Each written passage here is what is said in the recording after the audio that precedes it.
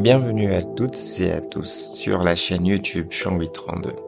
Jean 832 est une chaîne YouTube catholique axée sur la parole de Dieu. Je suis Christian Luzolo et c'est moi qui suis chargé de vous entretenir par des courts enseignements. Frères et sœurs dans le Seigneur, aujourd'hui je viens vous proposer le thème suivant. Quel est le sens d'une communauté? Naturellement ici, on parle d'une communauté chrétienne. Alors pour comprendre le sens d'une communauté, je nous propose de faire une focalisation sur la toute première communauté chrétienne. Et comme nous le savons, c'est dans le livre des Actes des Apôtres qu'il nous est relaté l'histoire de la première communauté chrétienne. Le livre lui-même ne donne aucune indication quant à son auteur. Par contre, des textes anciens comme le canon de Moratori ou le prologue anti-marcionique parlent de Saint Luc. De ce fait, la tradition de l'Église s'accorde à reconnaître l'écriture de ce livre à Saint Luc. Dans ce livre, on vise donc à relater l'histoire des origines chrétiennes. Et si nous voulons comprendre ce qu'est une communauté, il est donc important de nous référer aux Actes des Apôtres premièrement. Ce que nous voulons par ce court enseignement, c'est voir de quelle manière est-ce que la première communauté vivait. Et surtout, essayer de comprendre pourquoi est-ce qu'ils vivaient ainsi. S'il y a une chose qui caractérisait leur manière de vivre, c'est le fait que tout ce qu'ils étaient en train de faire, ils le faisaient tous d'un commun accord. Donc on va essayer de comprendre qu'est-ce que cela veut dire. Tout faire, tous ensemble, d'un commun accord. Dans le livre des Actes des Apôtres, dans les premiers chapitres, nous pouvons voir des phrases telles que « tous d'un commun accord persévérer dans la prière »,« tous d'un commun accord partager le pain »,« tous d'un commun accord se réunissaient au temple ». Voilà pourquoi ici on voit que c'est ce qui revient le plus dans leur manière de faire, dans leur manière de vivre. Tout ce qu'ils faisaient, ils le faisaient tous ensemble et d'un commun accord. On va essayer de comprendre la pertinence de le faire de cette manière-là. Pourquoi est-ce que c'est ça qui caractérisait les chrétiens de la première communauté? Le mot pour signifier comme un accord est un mot grec. C'est celui-ci. C'est un mot grec qui fait référence à des notes de musique jouées en parfaite harmonie. Cette harmonie parfaite représente l'unité. Si l'auteur utilise ce terme grec qui renvoie à la musique, c'est pour illustrer le fait qu'un rassemblement en communauté nécessite de s'accorder, donc d'être unis. Tous d'un commun accord qui est traduit dans d'autres versions par tous d'un seul et même cœur, fait référence à la symbiose, à un accord parfait des cœurs pour n'en former qu'un seul. C'est-à-dire que dans un rassemblement communautaire, nos cœurs doivent s'harmoniser, nos cœurs doivent se synchroniser pour vibrer à l'unisson tel un seul et même cœur. Il en est de même pour les notes de musique. Frères et sœurs, chaque note de musique produit un son, mais c'est seulement quand toutes ces notes sont en accord que leur son s'harmonise pour ne produire qu'une seule et même mélodie. Les sons des chœurs n'attirent pas la présence de Dieu. C'est la mélodie qui l'attire. C'est quand les sons des chœurs s'accordent en une mélodie que la présence de Dieu s'installe dans un rassemblement communautaire. Ce mot grec qui renvoie à l'unité, on le retrouve 12 fois dans le Nouveau Testament, mais 10 fois dans le livre des Actes des Apôtres, livre où on nous parle des racines de la première communauté chrétienne. Ce qui nous aide à comprendre à quel point l'unité est importante pour une communauté chrétienne. Comprenons-nous bien, frères et sœurs. On évoque ce mot grec qui renvoie à l'unité dans tout le Nouveau Testament 12 fois.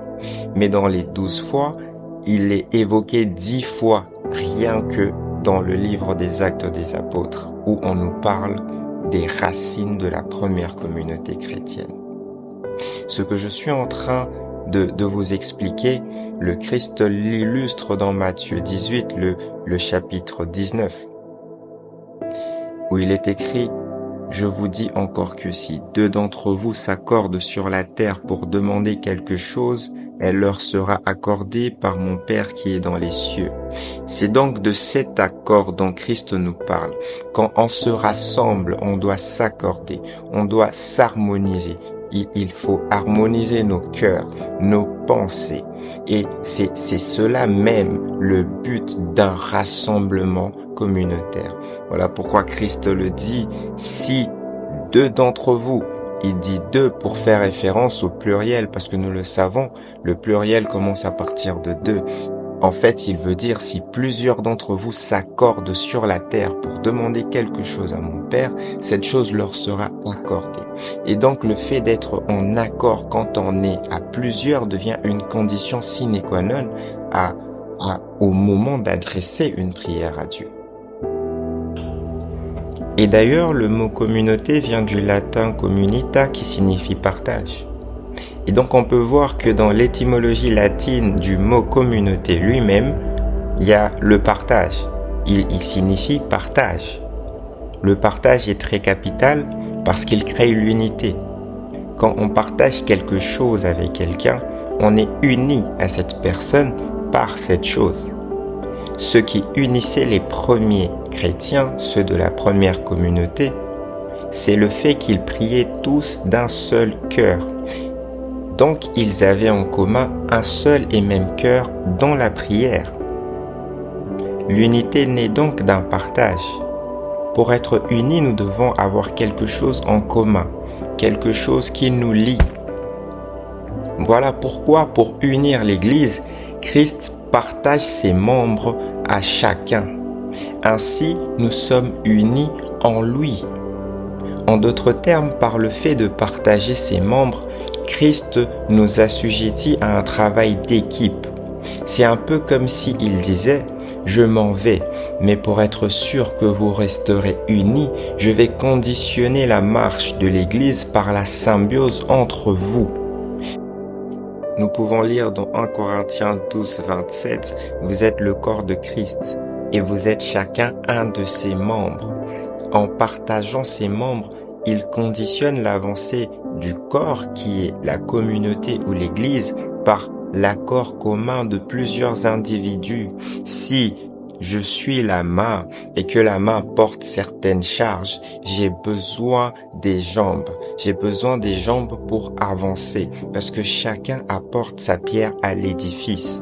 La communauté ou l'Église n'avance que si chacun joue son rôle, que si chacun est à sa place. C'est quand chacun est à sa place que l'on s'accorde, que nous commençons alors là à former le corps de Christ. C'est en ce moment-là, quand il y a cette symbiose, quand chacun met la main à la pâte, quand chacun est en train d'accomplir la tâche que Dieu lui a confiée, que nous sommes alors en train d'avancer comme étant le corps du Christ. En tant que main, j'ai absolument besoin de la jambe pour que tout le corps avance. Le corps de Christ a besoin de sa jambe qui est ton frère. Le corps de Christ a besoin de son bras qui est ta sœur. Voilà donc pourquoi le partage crée l'unité. Si Christ n'avait pas partagé ses membres à chacun d'entre nous, chacun aurait pu être le corps de Christ seul dans son coin sans avoir besoin de l'autre. Et donc, voilà pourquoi la communauté veut dire partage, car c'est un lieu où se crée l'unité, car c'est un lieu où personne ne peut s'autosuffire.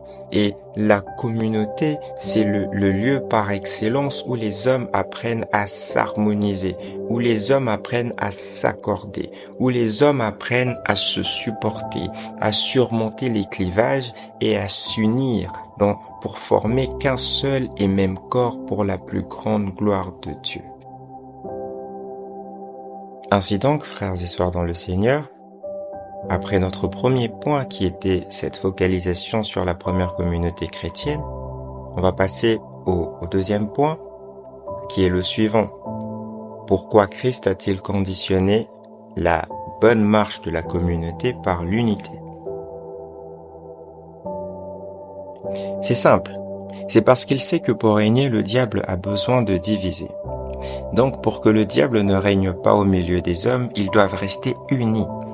D'où cette devise que l'on connaît, diviser pour mieux régner. Voilà pourquoi Christ, il a voulu la communauté comme un mécanisme qui maintient les hommes dans l'unité, de telle manière à ce que le diable ne puisse pas trouver la place d'installer son règne. L'objectif de la communauté est donc d'unir les hommes. Christ, avant de partir, devait avoir un souci, ça devait même être un dilemme pour lui. Il devait se poser cette question, comment faire pour qu'après moi les hommes restent unis?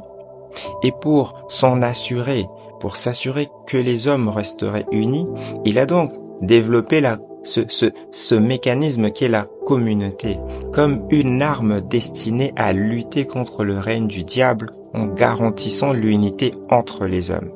Il n'y a pas de communauté sans unité, car la communauté vient apprendre aux hommes à vivre ensemble, en communion fraternelle. La communauté est donc ce que Christ a voulu laisser aux hommes, afin que ceux-ci puissent savoir rester unis. Le but premier de la communauté, c'est unir les hommes. Voilà pourquoi, frères et sœurs, le diable n'a pas besoin d'empêcher aux hommes de prier. Il se dit, vous pouvez prier, mais ne soyez juste pas unis. Quand les hommes sont en train de prier en groupe, ils ne sont pas en train d'accomplir le but de la communauté directement. Non. C'est quand les hommes sont unis. Et de cette union découlent des activités de groupe telles que la prière, que les hommes sont en train d'accomplir la raison d'être de la communauté. Et donc, prier en groupe n'est pas d'abord la raison d'être de la communauté. Prier en groupe, ça devient une conséquence de l'union entre les hommes qui est la raison d'être. Quand les hommes sont unis, il découle de cela maintenant des activités communes telles que des prières, telles que des partages. Si des hommes viennent prier sans être unis, ils n'ont strictement rien fait. Avant de chercher à prier, les hommes doivent chercher à s'unir dans une communauté. Voilà pourquoi, frères et sœurs, dans Matthieu 18, le verset 20, les Saintes Écritures ne nous disent pas là où 2 ou 3 sont réunis, Christ demeure au milieu d'eux. Non, les Saintes Écritures sont claires. Là où 2 ou 3 sont réunis en mon nom, au nom de Jésus, c'est là que Jésus demeure au milieu d'eux. Pensons-nous que si des hommes sont réunis en étant divisés, c'est Christ qui est au milieu d'eux? Être réunis au nom de Jésus, c'est être réunis dans l'amour, tous d'un même cœur, dans l'unité, comme la première communauté chrétienne en son temps. Ce qui est relaté dans les Actes est un modèle de ce que doit être un rassemblement des chrétiens. Voilà pourquoi dans les Actes, on insistait sur ce qu'ils faisaient, comment ils le faisaient. Tous d'un commun accord, persévérer dans la prière. Tous d'un commun accord se rendaient au temple. C'est parce que cela doit être un modèle de ce que doit être des rassemblements chrétiens. Tous les cœurs doivent s'accorder, s'harmoniser pour ne former qu'un. Parce que le corps de Christ, qui est la communauté, n'a qu'un seul cœur. Frères et sœurs, le manque d'unité crée un désaccord qui perturbe la manifestation de l'esprit au milieu d'une communauté. On peut lire dans Matthieu 5, 24 à quel point ce manque d'unité crée réellement une perturbation à la manifestation de l'esprit. Matthieu 5, 24, les Saintes Écritures nous disent « Laisse là ton offrande devant l'autel et va d'abord te réconcilier avec ton frère, puis viens présenter ton offrande. » C'est vraiment pour faire comprendre aux hommes que ce désaccord est une perturbation de la manifestation de l'esprit. Voilà pourquoi, dans ce passage biblique, on nous suggère de d'abord faire la paix avant de venir se ressourcer dans la présence de Dieu. À présent, frères et sœurs, nous allons passer à notre troisième et dernier point, Ici, on va essayer de comprendre comment est-ce que le diable introduit la division dans une communauté. Le but de cette action du diable, le fait d'introduire la division, c'est tout simplement pour ébranler la communauté. Parce que la division vient tout simplement s'installer à la place de l'unité. Là où il y a la division, il n'y a pas d'unité. Là où il y a l'unité, il n'y a pas de division. Et donc, la division, c'est ce que le diable installe. C'est une sorte de virus que le diable injecte dans une communauté pour l'ébranler. Parce que la division vient tout simplement éjecter la colonne vertébrale de la communauté qui est l'unité. Ce qui est important dans ce troisième point, c'est d'essayer de comprendre le mode opératoire du diable. Comment est-ce qu'il s'y prend pour introduire la division dans une communauté? Et son mode opératoire est très simple. Le diable veut faire une sorte de psychologie inverse de Éphésiens 6:12. Qu'est-ce qui est écrit dans Éphésiens 6:12? Nous pouvons lire: Nous n'avons pas à lutter contre la chair et le sang, mais contre les dominations, contre les autorités, contre les princes de ce monde de ténèbres, contre les esprits méchants dans les lieux célestes. La Bible dit que ce n'est pas contre la chair et le sang que nous luttons. D'autres versions sont plus explicites et disent « ce n'est pas contre les humains que nous luttons, mais bel et bien contre les esprits ». On parle ici des influences. Donc il est important, frères et sœurs, de comprendre qu'il y a bel et bien des influences dans nos agissements à tous. Il y a bel et bien des influences spirituelles dans nos agissements à tous. Et donc je parlais d'un piège à deux volets. Premièrement, il veut que tu fasses de ton frère ton ennemi. Mais si par la grâce de Dieu, tu as la clairvoyance et la sagesse de ne pas lui attribuer le dommage, il y a quand même encore un deuxième volet. Le diable il va te faire cette suggestion. Il va te dire, d'accord, ce n'est pas lui, mais éloigne-toi quand même de lui parce que je l'utilise. Et ça, c'est le deuxième piège. Maintenant, il veut que tu t'éloignes. Dans tous les cas, il ne veut pas que tu puisses rester uni à ton frère. Et maintenant, frères et sœurs, j'aimerais nous faire comprendre ceci. Pour que le diable puisse influencer, que l'esprit du mal puisse influencer une personne pour nous faire du mal, cela ne dépend pas du fait que cette personne nous aime ou pas. Je vais prendre l'exemple d'Adam et Ève pour illustrer cela. Quand Ève a été trompée par le diable, Ève a trompé Adam, c'est une réalité. Mais Ève n'avait pas l'intention de tromper Adam. Je n'ai lu nulle part qu'il y avait une sorte d'animosité que Ève ressentait à l'égard d'Adam. Donc, Ève était une personne qui aimait Adam. Mais c'est Ève qui a trompé Adam. C'est pour nous dire ceci.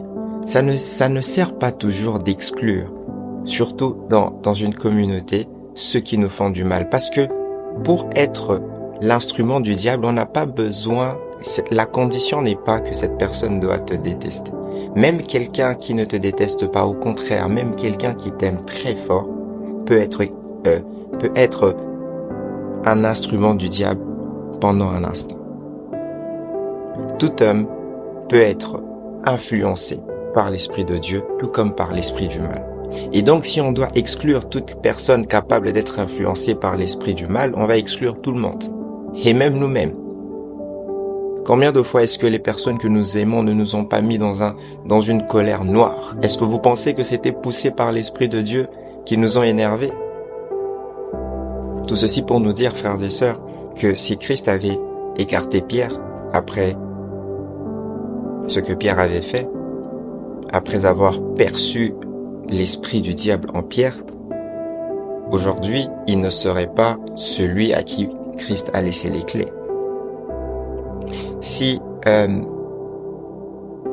Joseph n'avait pas été vendu par ses frères, il ne serait pas devenu celui qu'il est. Christ savait pertinemment qui allait le vendre. Il l'a dit. Mais il ne l'a pas exclu. C'est parce qu'il sait que Dieu est capable de changer le mal en bien, comme l'a témoigné Joseph. Voilà pourquoi des fois avoir peur, exclure, c'est des fois un signe de manque de foi. Il y a des offenses qui nous emmènent tout simplement à la gloire que Dieu prévoit. Dieu, parfois, veut voir ce que nous sommes prêts à supporter par amour pour ensuite nous récompenser. Parce qu'il n'a pas besoin forcément de prendre que des choses positives pour nous faire monter. Dieu peut te faire monter même en additionnant des choses négatives. Et donc, frères et sœurs, j'aimerais nous exhorter à être vigilants. J'aimerais nous exhorter à être clairvoyants. Le diable veut te convaincre que ton ennemi c'est ton frère. Non, ton ennemi c'est lui. Le diable veut te convaincre que même si tu te dis c'est pas ton frère, ton ennemi, mais éloigne-toi quand même, exclus-le quand même. Frères et sœurs, quel genre de chrétiens sommes-nous, comme le dit la Bible, si nous aimons seulement ceux qui nous aiment? Quel genre de chrétiens sommes-nous si nous ne saluons que ceux qui nous saluent? En quoi sommes-nous différents des païens si nous ne saluons que ceux qui nous saluent? C'est dans la Bible. Alors j'aimerais que nous puissions, frères et sœurs, intérioriser ce message sur la communauté. Quel genre de foi avons-nous aujourd'hui? Ma foi doit me conduire à l'amour. Quel est ce Dieu en qui je crois, qui est si grand, mais qui est incapable de changer le cœur de mon frère? Si je crois réellement en Dieu, si je crois en sa grandeur, je dois aussi croire qu'il est capable de changer le cœur de tout homme. Et donc, frères et sœurs, peu importe ce que les idées qui peuvent nous traverser l'esprit, nous devons toujours rester conscients que la communauté, c'est une arme que Christ nous a laissée. Qu'une communauté, c'est un lieu où les hommes apprennent à s'accorder. Frères et sœurs, l'église, c'est comme un hôpital. Christ a dit, je suis venu pour ceux qui sont des pécheurs, pour ceux qui ne sont pas parfaits. À l'église, des fois, on s'attend à retrouver les personnes les plus saintes. À l'église, on doit d'abord retrouver les personnes les plus malades, celles qui ont le plus besoin de Christ. J'aimerais nous encourager à ne pas nous décourager. J'aimerais nous encourager à toujours dépasser la douleur que l'on peut ressentir, mais à se souvenir que nous avons la mission en tant que chrétiens, disciples de Jésus, de pérenniser toujours l'unité dans nos communautés respectives. Vous connaîtrez la vérité et la vérité vous affranchira. Que Dieu vous bénisse.